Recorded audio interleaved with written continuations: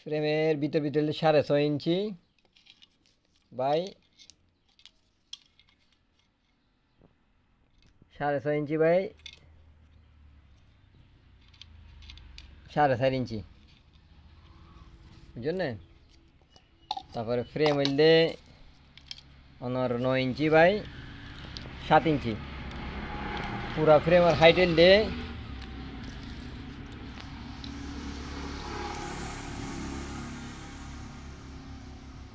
12 ইঞ্চি, বুঝছেন না? যে ভিতরে জায়গা আছে ঢুকে ফেললে রেডি করা আছে দিয়েন, বুঝছেন না? আর অন্য কিছু ডিফারেন্ট চাইলে ওনার হইলে রেডি করে বানাই দেওয়া দেবো, সমস্যা নেই।